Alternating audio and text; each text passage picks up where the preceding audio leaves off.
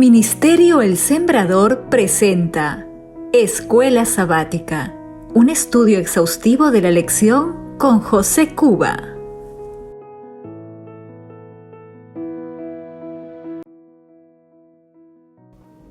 Buen día, bienvenidos a este espacio promovido por el Ministerio Adventista El Sembrador, donde semana tras semana desarrollamos el estudio de la lección de Escuela Sabática. Para esta nueva semana nos toca estudiar la lección número 7, que lleva por título La oración. Antes de dar inicio a este estudio, vamos a pedir la bendición de Dios. Acompáñenme en oración. Nuestro buen Dios, acompáñanos en esta hora que tenemos para el estudio de la escuela sabática. Danos tu bendición, Padre. Danos de tu buen espíritu, que podamos entender, comprender las enseñanzas que nos vas a transmitir durante toda esta semana de estudio. En el nombre de Jesús. Amén. Bien. Como lo mencioné hace un momento atrás, el título de la lección para esta semana es la oración. El versículo de memoria se encuentra en el Salmo 62, versículo 8. Dice así: pueblos, esperen en Él en todo tiempo, derramen ante Él su corazón. Dios es nuestro refugio. Esta escritura que acabamos de leer nos recuerda que la oración es el medio y la bendición que el Señor le ha dado a sus hijos para que se comuniquen con Él.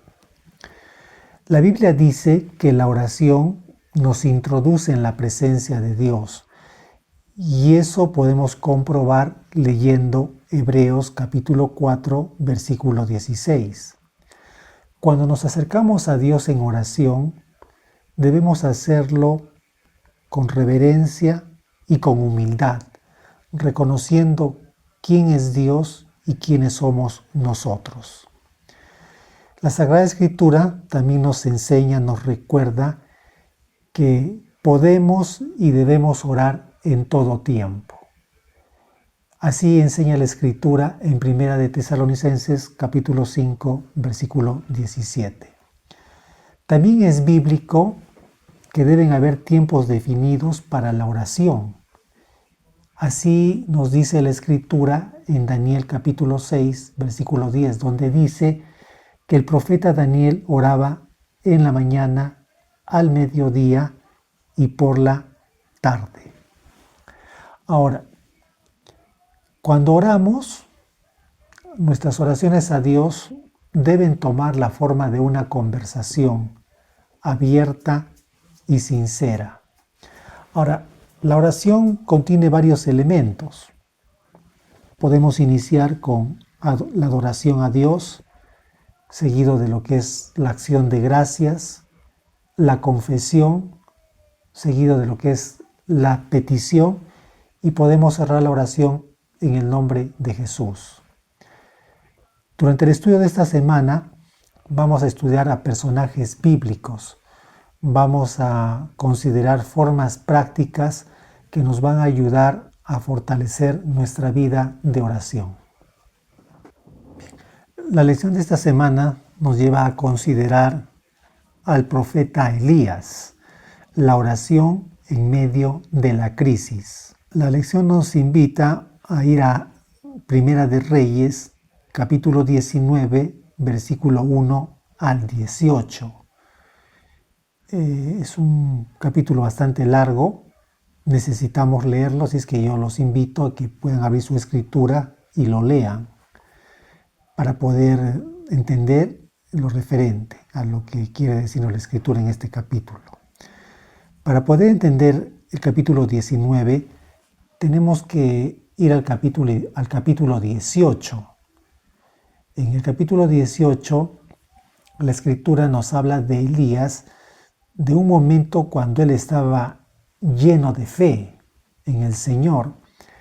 Dice el capítulo 18 que el profeta Elías se dejó guiar por el Señor, se puso en sus manos como un instrumento. Este capítulo señala que el Señor le dio a Elías una gran victoria espiritual. Elías hizo volver el corazón del pueblo de Israel a Dios. Destruye a los 400 profetas de Baal y por su oración el Señor vuelve a enviar la lluvia después de 3 años y medio de sequía. Esta fue una poderosa victoria espiritual que el Señor le dio a Elías. Pero en el capítulo 19, ¿no?, del versículo 1 al 18, se observa un fuerte contraste en la vida de Elías. Después de una gran victoria, vemos ahora que el profeta está muy desanimado ante las amenazas de Jezabel, y sus amenazas lo llevan al profeta a huir. No es que el profeta ha perdido la fe, sino que su fe se ha debilitado. Elías huye para protegerse de las amenazas que Jezabel le había dicho, ¿no?, que iba a quitarle la vida. Elías deja de estar en el lugar que Dios lo había colocado y huye a esconderse en una cueva. Dice este capítulo que en ese lugar le vino palabra de Jehová y le dijo a Elías: ¿qué haces aquí, Elías? Como diciéndole, este no es el lugar donde yo te puse. La Escritura señala que en ese momento Elías ora a Dios y le dice: Señor, me siento solo. Yo soy el único que ha quedado como un siervo fiel y encima me persiguen para quitarme la vida. El profeta estaba muy deprimido, muy temeroso. El Señor en su misericordia no lo reprende en ese momento. Al contrario, lo que Dios hace es restaurar físicamente al profeta, haciéndolo que descanse y proveyéndole alimento. Esta acción se repitió 2 veces. Lo que el profeta esperaba es que el Señor obrara de una manera poderosa para librarlo de las amenazas de Jezabel. Llega el momento donde el Señor le da una lección al profeta. Y la Escritura al respecto nos dice lo siguiente. Eso se encuentra en Primera de Reyes, capítulo 19, versículos 11. Él le dijo: sal fuera y ponte en el monte delante de Jehová.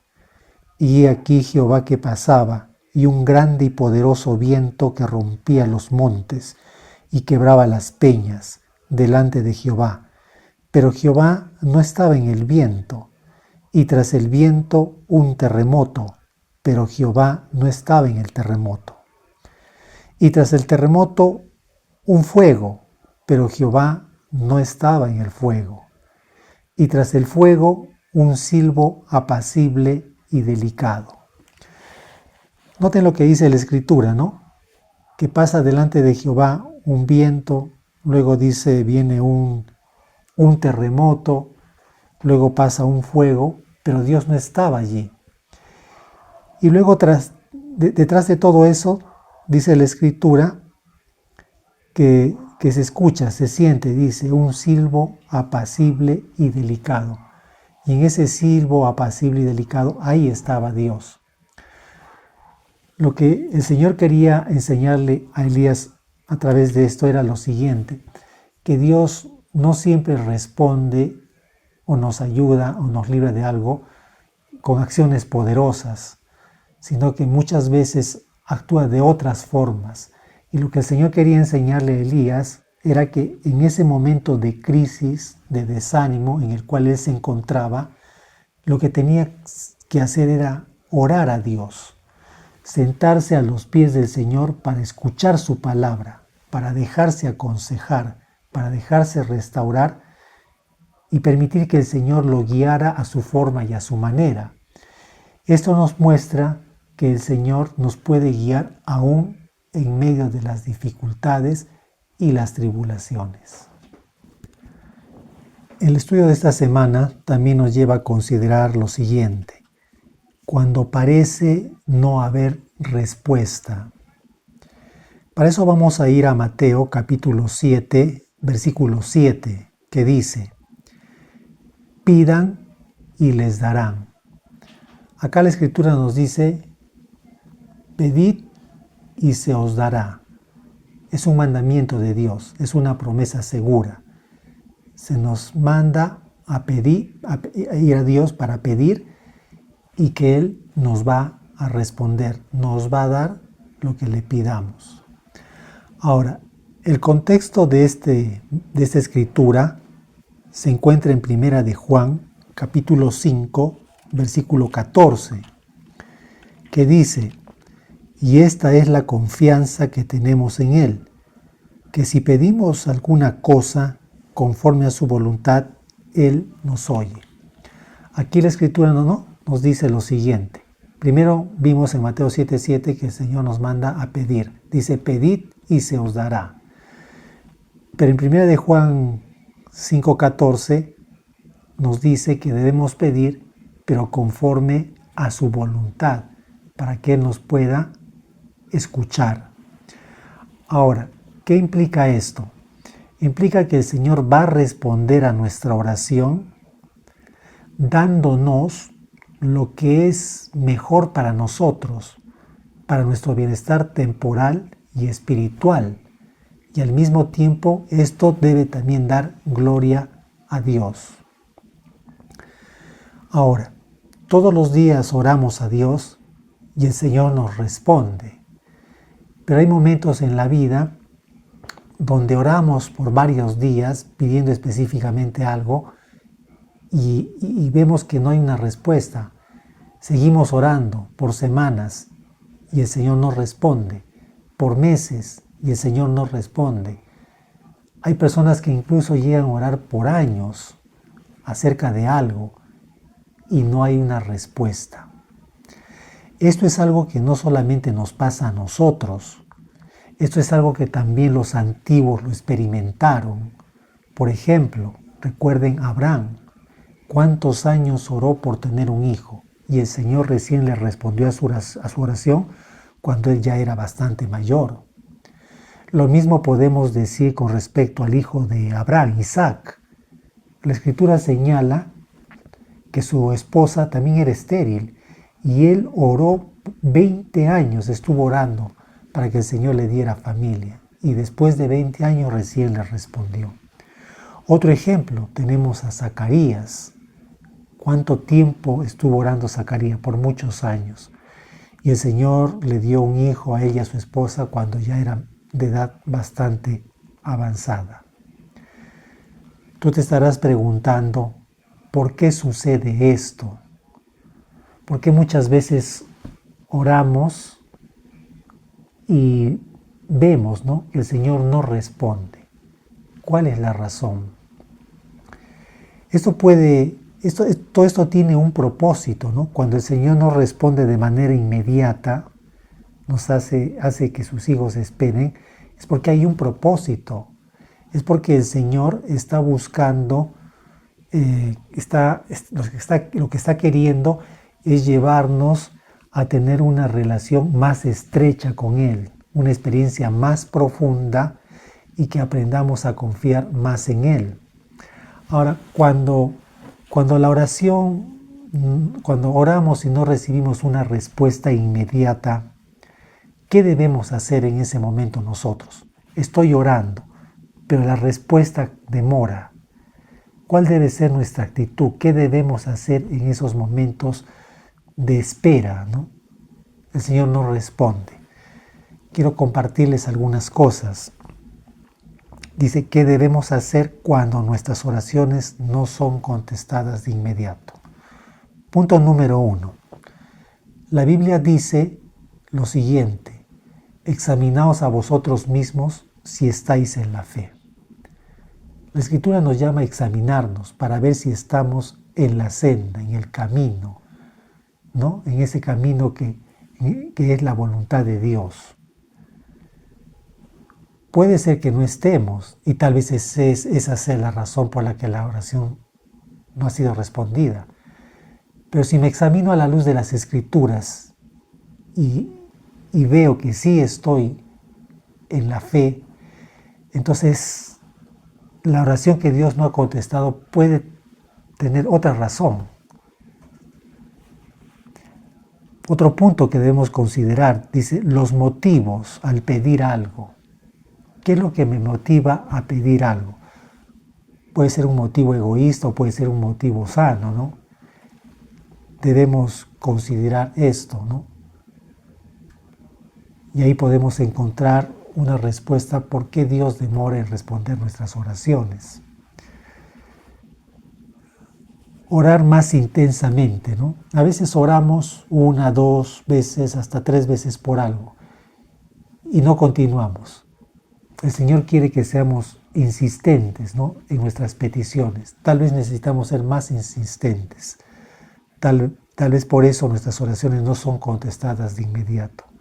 Dios quiere que insistamos, seamos persistentes en lo que pedimos. Otro punto, despojarnos de toda contaminación mundana. Podría ser, ¿no?, que esa es una de las razones por las que Dios no contesta de inmediato nuestras oraciones. Ahora, también debemos estar dispuestos a aceptar que Dios no responda a nuestras oraciones, porque tal vez no sea lo mejor para nosotros. Pues recordemos que Dios mira desde el principio el fin. Y tal vez cuando pedimos algo a Dios, eso no sea lo más saludable para nuestra vida espiritual. Y tal vez sea lo mejor es que el Señor no responda a nuestras oraciones. Pero nunca debemos desanimarnos si el Señor no responde inmediatamente. Debemos persistir en la oración y estar siempre alineados con su voluntad. Que en el momento dado el Señor va a responder, pero siempre de acuerdo a su voluntad, no necesariamente como nosotros quisiéramos. Otro punto importante que la lección nos lleva a considerar es el siguiente. Jesús nos enseña cómo orar. Para esto vamos a ir al Evangelio de Lucas, del capítulo 11, versículo 1. Dice así: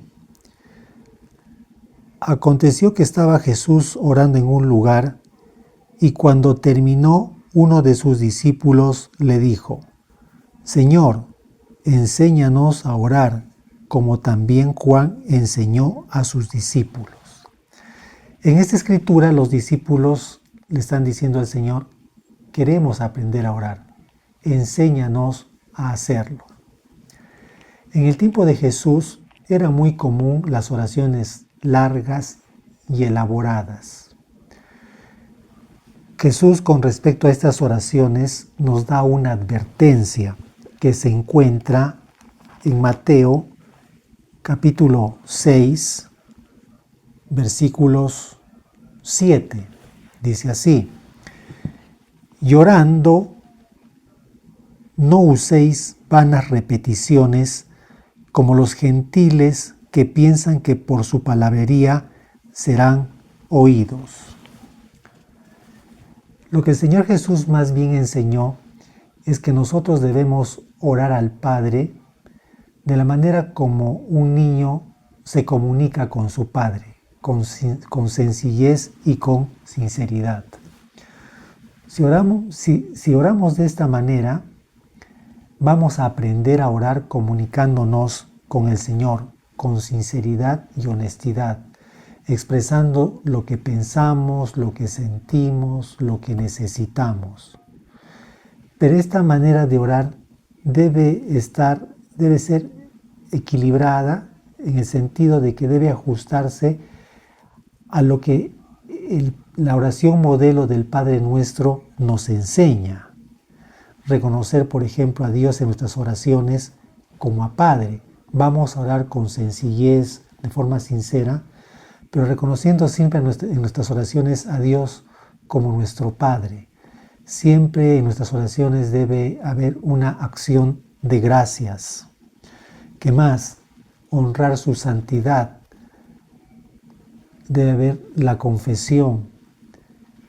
Pedir a Dios que siempre nos ampare y nos libre del mal. Y en nuestras oraciones, ¿no? Expresarle a Dios que vamos a vivir siempre de acuerdo a su voluntad. Una oración expresada de esta manera, de manera sencilla, sin buscar impresionar, es algo a lo que al Señor le agrada mucho. La lección de esta semana nos hace la siguiente pregunta. Dice, ¿por qué debemos orar si Dios lo sabe todo? Elena de White responde así esa pregunta. No es que se necesite esto para que Dios sepa lo que somos, sino con el fin de capacitarnos para recibirlo. La oración no baja a Dios hasta nosotros, sino que nos eleva hasta Él. Podemos ver que la oración es un elemento esencial para poder comunicarnos con Dios. Pero también es indispensable que Dios nos hable, y esto se da a través del estudio de la palabra. Es por eso que la oración y el estudio de la palabra deben integrarse como parte de nuestra vida devocional diaria, para que pueda ser una vida espiritual equilibrada.